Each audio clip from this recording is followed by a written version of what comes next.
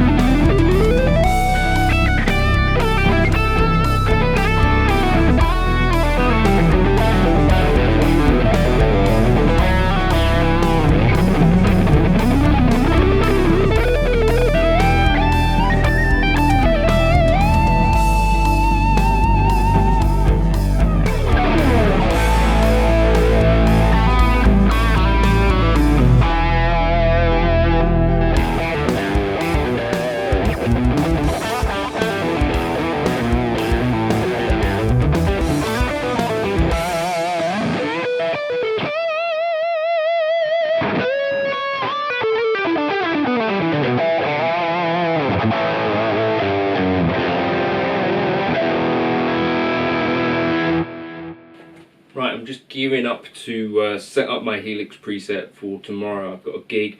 This is actually the third gig this year where I've used the Helix, and what I'm finding is there's been 2 gigs where I'm kind of depping, and 2 of them, well, certainly this one tomorrow, there's no keyboard player on the gig, not for most of the songs, so I wanted to adjust it to have a couple of different things going on, but I'm working from the same chord template, which is a fairly versatile kind of preset. If you want to grab the preset, you could jump into the Gumroad folder and look for the Cordy cover band presets. This is essentially what this is. This is Cordy cover extra, and I'm going to show you kind of how I've got it set up and some of that stuff. So that's what you're hearing, or just heard in the intro.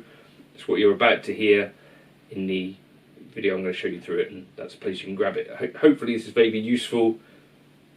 Cheers.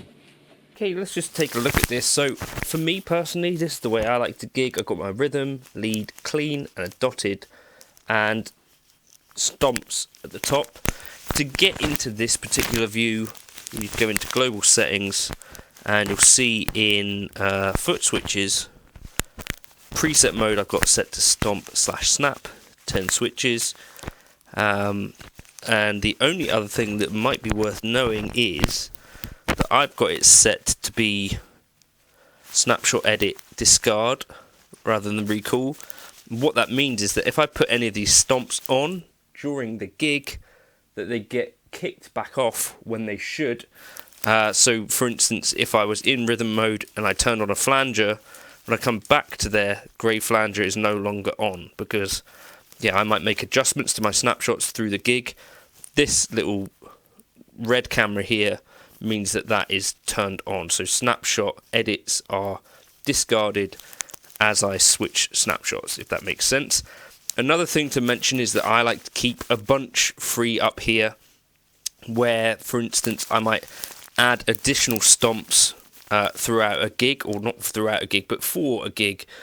So in this case, for example, if I decided I wanted a poly capo to do some kind of cool octave stuff, I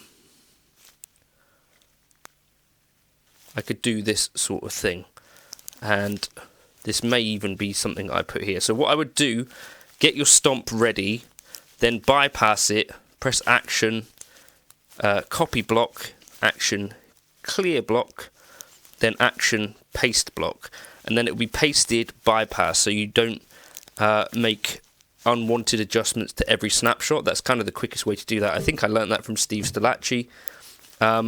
Anything else we could add to this preset that might be useful?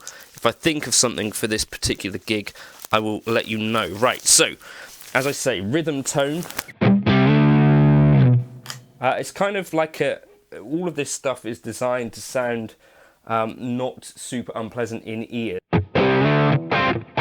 So on your video now, and for me, it's going to sound a bit dark here. That's because when, in my experience gigging things, if I move things that are sounding kind of, you know, good in the studio, for me live they tend to not translate so well, and they tend to get a bit spiky and stuff.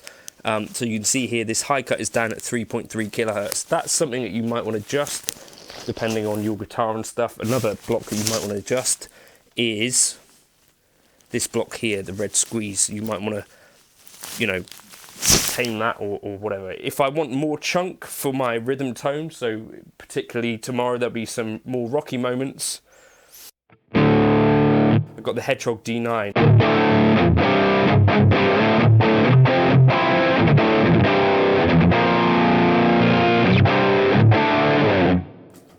Also I've got a grey flanger here.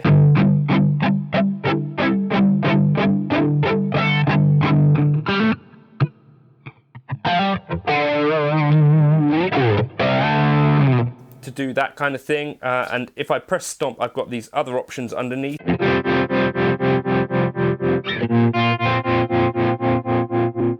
And a phaser.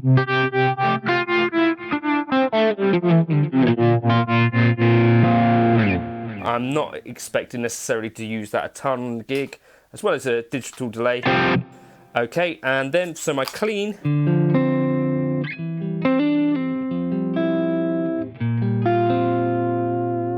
All of that same stuff is available, like air apparent. Kind of a nice midway point between here and here.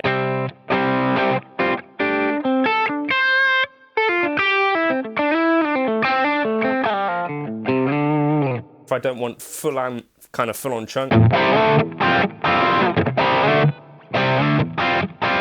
And then we could also use that as like a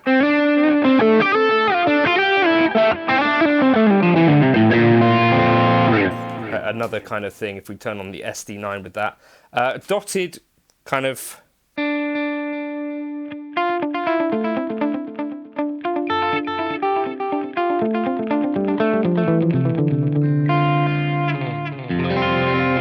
I could kick on this.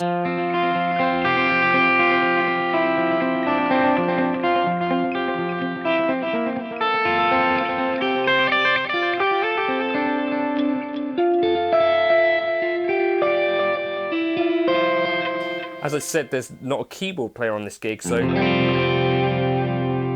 could use that kind of like a POG effect. I don't know if that is something that I'll use or not, but it's there in case I do. Then last of all, we kind of got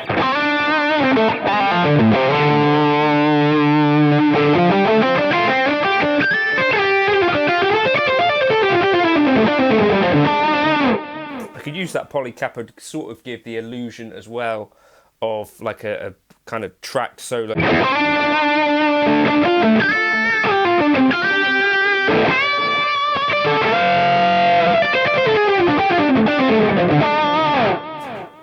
But yeah, that's kind of the options. Obviously I could turn off the Hedgehog.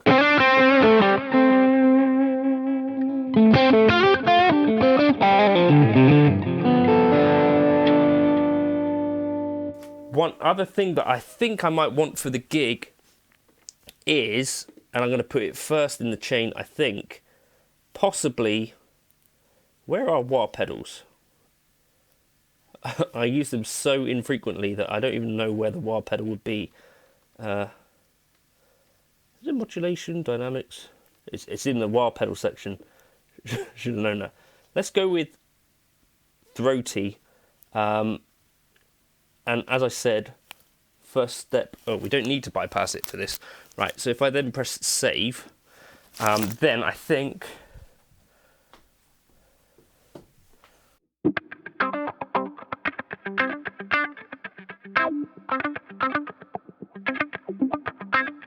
I've got my wah there if I want it, although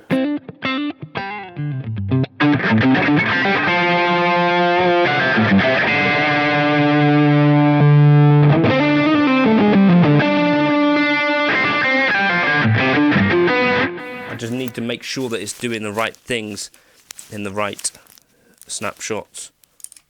So as I said, that action, copy, action, clear, action, paste.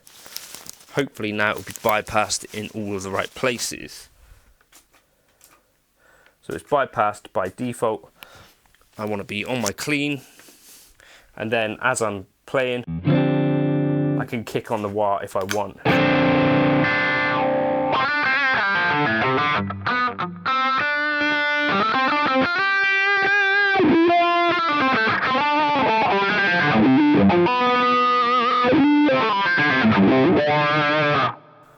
That's really stiff at the moment, so something else to think about.